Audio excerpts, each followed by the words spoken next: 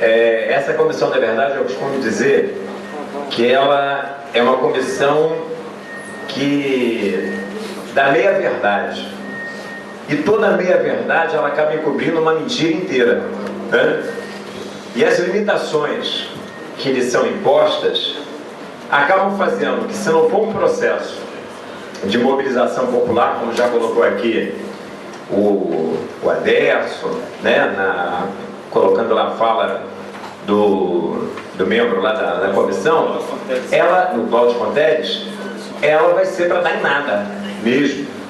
Ou reproduzir o que foi, por exemplo, a Comissão da Verdade da África do Sul, que ficou bem claro o seu significado agora, nesse processo de repressão lá dos mineiros, aonde você tem uma estrutura de um Estado que se manteve intacta na mão da burguesia branca, e você tem a disfarçatez de dezenas de mineiros assassinados, centenas de mineiros estão presos, e o processo que está rolando na Justiça da África do Sul é contra os mineiros que estão presos.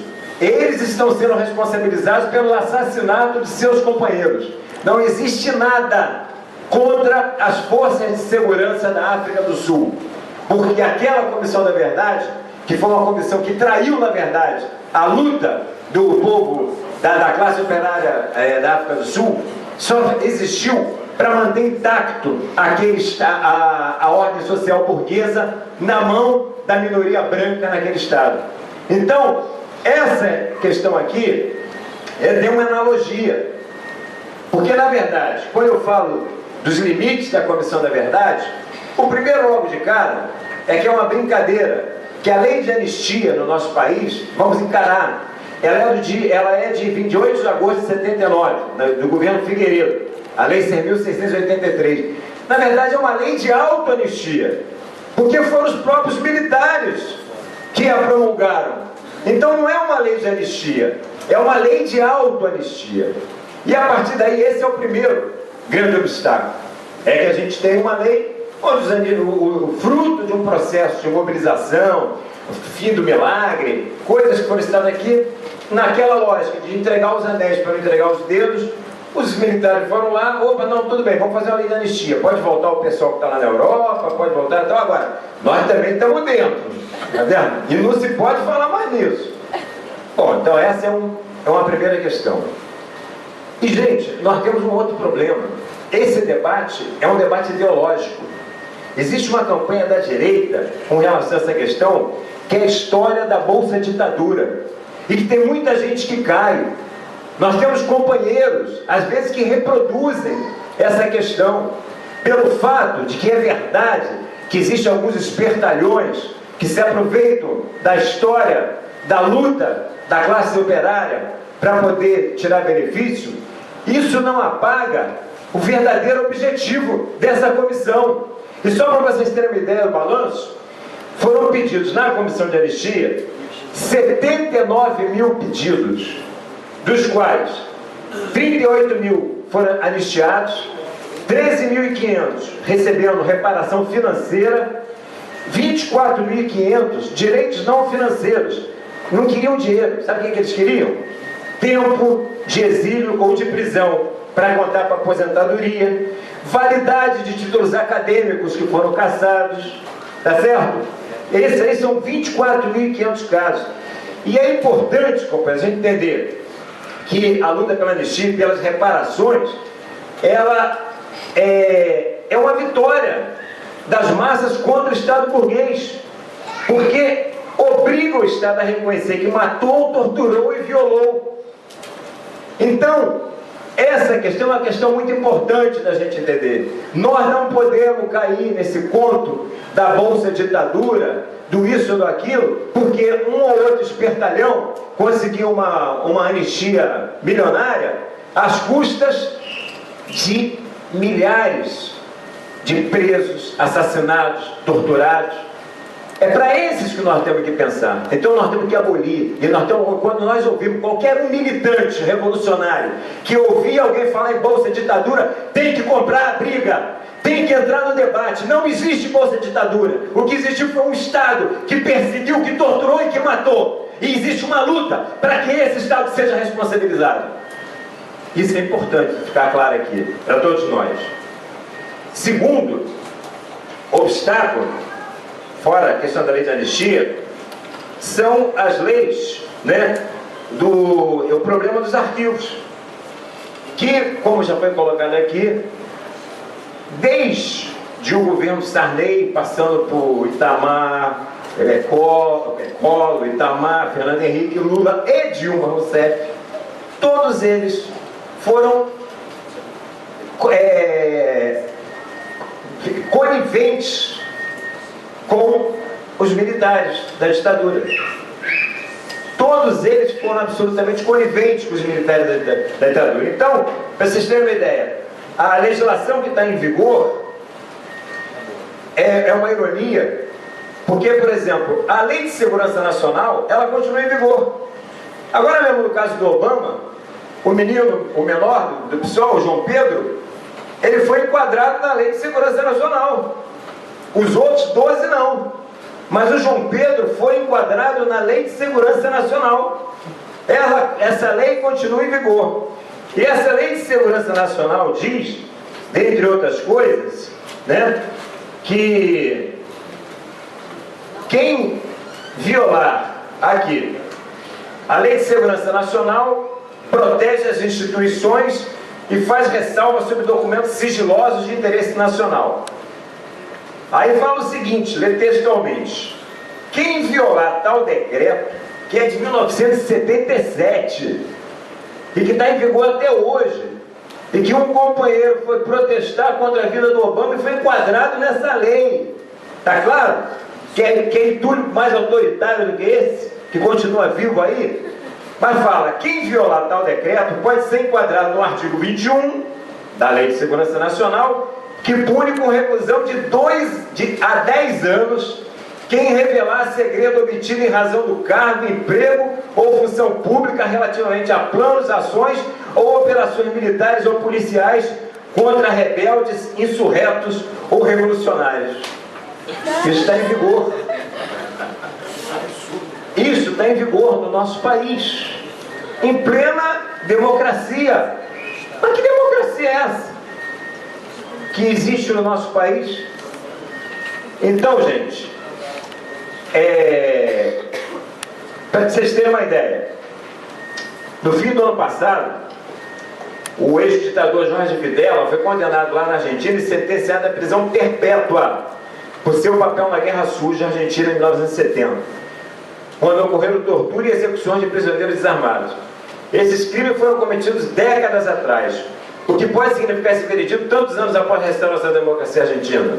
Processar Videla e outros perpetradores tornou-se possível devido a uma jurisprudência internacional, né, pioneira em que se baseou o Tribunal Interamericano de Direitos Humanos. O tribunal decidiu pela anulação das anistias concedidas aos líderes políticos e militares na Argentina e em outros países da região, como parte de uma transição para a democracia. O tribunal considerou que a cobrança de responsabilidade pelos crimes dos ditadores é um direito humano e, portanto, prevalece sobre a impunidade que beneficiou muitos ditadores latino-americanos. E é da mesma forma como isso prevaleceu lá na Argentina, nós temos que lutar para que isso prevaleça aqui. É um absurdo que enquanto nós temos na Argentina, no Chile, no Paraguai, no Uruguai, como colocou aqui o Aderson, militares sendo punidos, aqui eles são promovidos.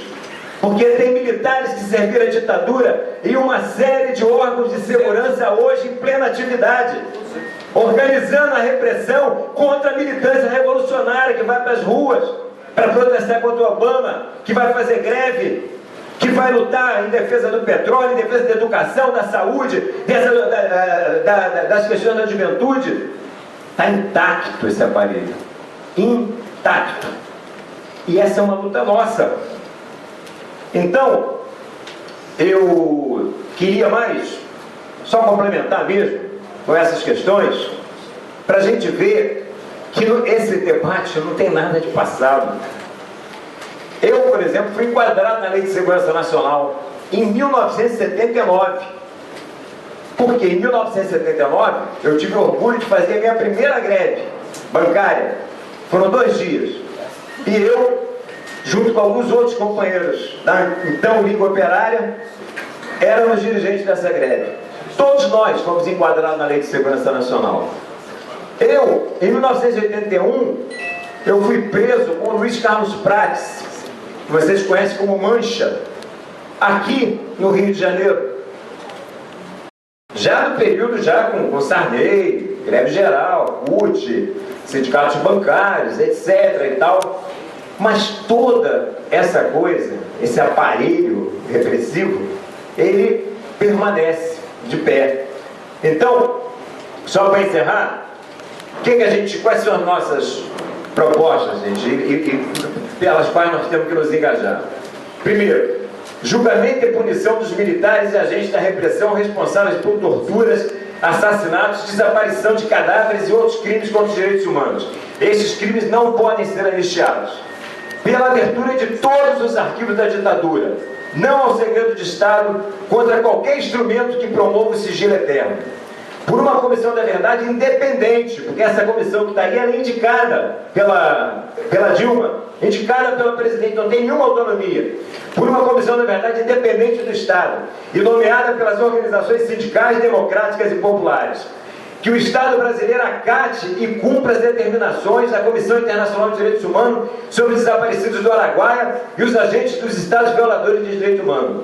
Pelo resgate da memória e da verdade sobre a história da resistência à ditadura de 64 e 68. E é óbvio, como nós estamos falando aqui, que seja reconhecido o grupo da Convergência Socialista, porque nós nos orgulhamos de ser parte dessa história, junto com a classe operária brasileira, que resistiu àquele golpe e que foi para as ruas e que derrotou aquela ditadura. Mas nós temos que superar esses limites para que aqueles torturadores sejam todos punidos pelos crimes que praticaram. Os oficiais militares de toda a América Latina fizeram cursos para poder implementar os golpes militares aqui na América Latina, que não foi só no Brasil, foi Brasil, Argentina, Uruguai, bom, geral, Chile, etc, etc, etc. Em 2010, em janeiro de 2010, essa Escola das Américas foi fechada, né, a partir de pressão de grupos de direitos humanos. Mas depois, ela foi reaberta com o nome de Instituto do Hemisfério Ocidental para a Cooperação e Segurança, né? E em entrevista à Folha de São Paulo, o coronel Glenn Wilder, que foi o último diretor da Escola das Américas, disse que a instituição foi vítima da difamação do soviético durante a Guerra Fria e que a reputação da escola foi afetada pelo fato de que, aspas para ele, alguns alunos cometeram alguns abusos quando voltaram a seus países, né? Segundo dados, a escola formou 500 torturadores para toda a América Latina, dentre eles dezenas de brasileiros. Foram formados diretamente lá. E por que eu fiz questão de retomar esse dado, né? Foi pouco usual isso, mas não tem problema.